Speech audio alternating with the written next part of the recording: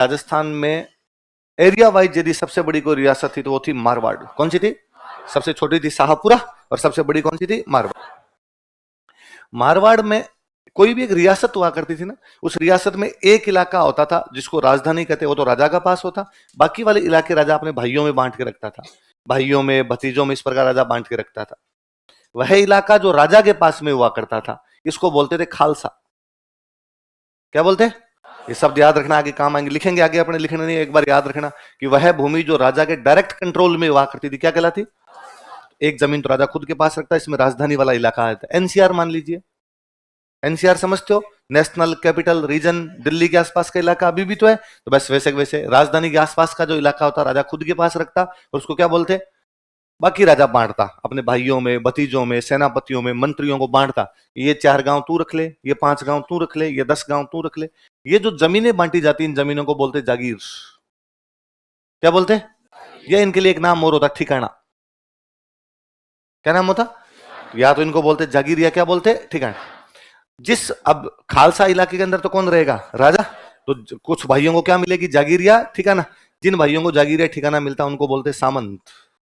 क्या बोलते? इंग्लिश में इन्हीं को बोलते फ्यूडल्स। अंग्रेजी का शब्द था फ्यूडल, तो अपने इधर चस्पा कर दिया इसको, फ्यूडल लॉर्ड या फ्यूडल कहा करते थे। सामंत अपने हिंदी में जब पढ़ते हैं सामंत, इंग्लिश में पढ़ते हैं फ्यूडल लॉर्ड। नॉर्मली गांव के अंदर कभी आपने शब्द सुना तो ठाकुर, तो ठिकाने का जो मालिक होता है वो क्या कहलाता? ठाकुर। या चूंकि जागीर मिलती, जागीरदार, जागीर मिलती इसलिए क्या कहलाता वो? दार। दार का मतलब होता है मालिक। दार का मतलब क्या होता है? जिसको तहसील मिले, तहसीलदार। क्या हो गया? तहसीलदार। तो जिसको जागीर मिले, जिसको जमीन मिले, ठेका मिले, थाना मिले, लिपट गई बात है ना। तो ये जागीरदार बोल दो, जमींदार बोल दो, पर फिर भी अपने हिंदी में जो बार बार शब्द लिखेंगे वो क्या लिखेंगे? इंग्लिश में नहीं, क्या बोलते हैं? तो किसी भी रियासत में राजाओं के टाइम में एक भूमि राजा के पास में होती, लैंड का एक टुकड़ा राजा के पास में होता, उसको तो क्या बोलते हैं? खालसा। बाकी टुकड़े उसके भाई बंधुओं के पास होते, उसके रिश्तेदारों के पास में होते, उन टुकड़ों को तो क्या बोलते? जागीर या ठिकाना। जिसको मिलता उनको क्या बोलते? अच्छा, ये क्या काम करेंगे जो सामंत? ये काम क्या करेंगे? आप यूं समझ लीजिए कि आप आरएस का पेपर देंगे, आरएस बन जाएंगे, आरएस बन जाएंगे तो आप क्या करेंगे? तो सरकार आपको कोई ना कोई टुकड़ा देगी, जाके संभालिए वहां पे। आपको कह दिया भाई आप चाकसुक एसडीएम हो, है ना। किसी को आप में कह दिया कि भाई साहब आप दूधू में एडीएम लग जाओ। किसी को आप में से कहा कि आप पिलानी जाइए, पिलानी में जाके तहसीलदार बनिए। किसी को आप कहा जाएगा कि आप उदयपुर में गोगुंदा पड़ता है वहां पर जाइए, वहां के एसडीएम बन जाए। अलग अलग जगह सौंपी जाएगी आपको, बस प्रशासन संभालोगे आप। क्या संभालोगे? ठीक है, ये लोग भी क्या संभालते थे? प्रशासन। पर उस समय लड़ाइयां भी होती थी, तो राजा कहता लड़ाई होगी तब सेना लेके भी आओगे। अब लड़ाइयां नहीं होती या लड़ाइयों का डिपार्टमेंट पूरा अलग है, इसलिए तुम्हें कहा केवल कागजों का काम करो। पहले वाला टाइम हो तो तुम्हें भी बंदूक लेके घूमनी पड़े हमेशा, कि कभी भी राजा लड़ाई के लिए बुला सकता है, अपने को लड़ने के लिए जाना पड़ेगा। तो सामंत सैनिक सेवा दिया करते थे। क्या देते? मिलिट्री असिस्टेंस देने का काम यदि राजा कोई करता तो कौन करता? फिर मैं वापस करता हूं, ये सामंत राजा के भाई है, सामंत राजा के। अब इस बात को यूं समझिए कि आपके भाई पर कोई हमला कर दे तब तो लठ लेके जाओ आप। तो राजा पे कोई हमला करेगा तो उसके भाई तो जाएंगे, और भाई उसके कौन थे? सामंत। तो कुल मिला के राजा इन सामंतों पर डिपेंड है कि कल को राजा की कोई लड़ाई हुई और लड़ाई हुई उसके अंदर सामंत नहीं गए तो राजा कोई कूट जाएगा। इसलिए राजा हमेशा इन भाइयों का मन रखता था, अरे तुम आराम से रहो, वहां पे कोई दिक्कत नहीं है, मेरे तो लड़ाई हो ना तब तुम आ जाया करो इधर काम करने के लिए। अब आए अंग्रेज। अंग्रेज आए तो अंग्रेजों ने कहा कि आज के बाद जब भी राजा की लड़ाई हुई लड़ने के लिए कौन आएंगे? अंग्रेज। क्या अब राजा को सामंतों की आवश्यकता है? इसलिए सामंतों के अधिकार कम हो गए। अब राजा ने कहा बैठा रहे चुपचाप, और जितने दिन मैं चाहूं ना उतना दिन है, मैं बीच में बैठा सकता हूं। पहले राजा इस प्रकार की धमकियां नहीं देता था, क्योंकि राजा को पता था कि हटा दिया तो अपने साथ सेना लेके कौन आएगा, हटा दिया तो अपना साथ देने के लिए कौन आएगा। लेकिन अंग्रेजों के आने के बाद राजा की फ्यूडल्स पे जो मिलिट्री डिपेंडेंसी हुआ करती थी, जो सैनिक निर्भरता थी, वो क्या हो गई? समाप्त हो गई। इसलिए बड़े परेशान थे, इनमें तनातनी वाला सा चल रहा था। इन दिनों यहां पर एक राजा हुआ करता मारवाड़ में, उसका नाम था तख्त सिंह। मारवाड़ के राजा का नाम क्या? तख्त सिंह नाम करके एक राजा है। यहाँ मारवाड़ में अलग अलग ठिकाने होते, कोई छोटा ठिकाना होता, कोई बड़ा ठिकाना होता। अब भी तो है, बड़े जिले होते हैं, छोटे जिले होते हैं, बड़ी तहसीलें होती है, छोटी तहसीलें होती है। एक छोटा सा ठिकाना था पाली के अंदर, उस ठिकाने का नाम था बिठोड़ा। क्या नाम था? बिठोड़ा। बिठोड़ा में सामंत बनाना था। पुराना सामंत मर गया था, वहां नया सामंत बनाना, पुराने वाले सामंत के बेटा वगैरह नहीं, नया सामंत बनाना। तो बिठोड़ा में सामंत बनाया गया कानजी। कौन बनाया गया? अच्छा, किसको सामंत बनाना किसको नहीं बनाना ये राजा का अधिकार है। तो तख्त सिंह ने यहाँ पर सामंत किसको बना दिया? कांजी। कौन सी ठिकाने में, कहां पड़ता है बिठोड़ा? पाली के अंदर बिठोड़ा नाम की जगह, यहाँ का सामंत किसको बना दिया गया? कांजी। तो यहाँ पर एक बड़ा ठिकाना और है, इसका नाम है औवा। क्या नाम है? एक ठिकाना और नाम बोलो देख, क्या नाम है? ये बड़ा ठिकाना है, यहाँ का फर्स्ट ग्रेड ठिकाना है, बड़ा ठिकाना है। और यहाँ का जो सामंत है उनका नाम है कुशाल सिंह चांपावत। क्या नाम है? कहां के सामंत है कुशाल सिंह चांपावत? कौन सी रियासत में आता है हुआ? मारवाड़। कौन सी रियासत में? मारवाड़। मारवाड़ का राजा कौन है? तख्त सिंह। कौन है? तख्त सिंह कान जी को कहां का सामंत बनाता है?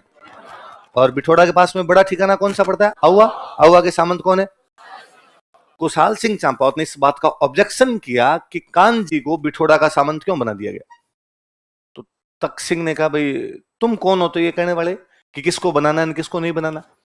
कहा, कुशाल सिंह चांपावत ने कहा कि मैं औवा का सामंत हूं, मैं मारवाड़ का फर्स्ट ग्रेड सामंत हूं, मैं यहाँ का बड़ा सामंत हूं, इसलिए यहां पर कौन बनेगा कौन नहीं बनेगा इसमें मेरी एडवाइस लेनी पड़ेगी। बिना मेरी एडवाइस के तुम यहां पर सामंत चेंज नहीं कर सकते। तख्त सिंह को पता था कि सामंत मेरा क्या कर लेगा, मेरे को सामंतों की आवश्यकता नहीं है, क्योंकि मेरे पीछे कौन खड़े हैं। उसने कुशाल सिंह वापस कहा, अच्छा काल मरी आज भूतनी होगी, मतलब तुम बताओगे क्या करना है क्या नहीं करना है, मैंने बदल दिया, मैंने कर दिया, जो तुम्हारे जी में है वो कर लेना। कुल मिला के तख्त सिंह और कुशाल सिंह चांपावत के बीच में आपस में बनती। इधर 21 अगस्त को पूर्वीय क्रांति करते हैं आबू में। पूर्वीय क्रांति करने के बाद में एरिनपुरा आते हैं। एरिनपुरा से कहां जा रहे हैं? दिल्ली। जब वो दिल्ली की तरफ जा रहे थे उस शाम को कुशाल सिंह चांपावत औवा में एक माता जी का मंदिर है, सुगली माता। कौन सी माता जी का? उस सुगली माता के मंदिर में बैठ के माता जी के हाथ जोड़ रहे हैं, माता जी महाराज राजा से पंगा चल रहा है, कैसे न कैसे करके मामले का कर सुलटारा कर भाई, कैसे हो सकता है इसके अंदर। इतने में उनका एक बंदा है और उसने बंदे ने आकर कहा कि कुशाल सिंह जी एक खबर मिली है। क्या खबर मिली है? कि एरिनपुरा में क्रांति हो गई। कहां क्रांति हो गई? एरिनपुरा वाले जा रहे हैं दिल्ली। कहां जा रहे हैं? कुशाल सिंह जी ने पूजा तो एक बार माता जी का, माता जी वापस आके देखता हूँ आपको मैं, पूजा वापस आके करते हैं अपने, एक बार आपका आदेश हो गया मैं जाके आता हूँ। रास्ते में उन एरिनपुरा वाले फौजियों को पकड़ते हैं। रास्ते में उस जगह का नाम है खेरवा। क्या नाम है? खेरवा नाम की जगह पे इधर कुशाल सिंह जाके एरिनपुरा वालों से मिलते हैं। एरिनपुरा वाले पूरे जोश में नारे लगाते हुए जा रहे थे, मारो फिरंगी दिल्ली चलो। क्या नारे लगा रहे थे?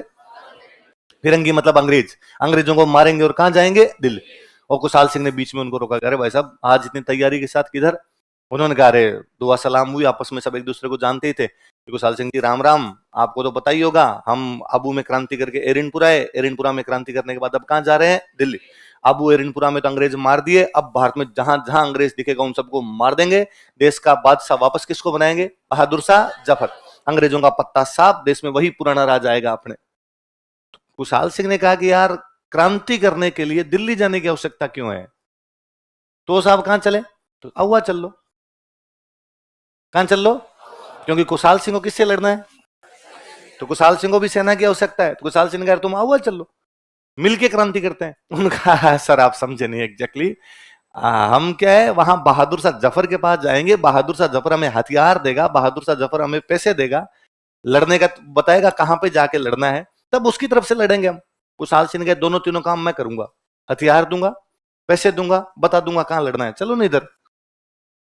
उनका सर नहीं, हम एक्चुअली क्रांतिकारी है और हम तो क्रांतिकारियों का साथ देंगे। तो कुशाल सिंह ने कहा मैं खुद क्रांतिकारी हूं। आपने कब की? जस्ट अभी अभी तुम्हें देखते ही, तुम 4000 को देखते मेरे दिमाग में आया कि अपने को भी क्या करनी चाहिए। इसलिए कुशाल सिंह उन फौजियों को लेके कहां आ गए? देखो देखो खेरवा नामक स्थान पर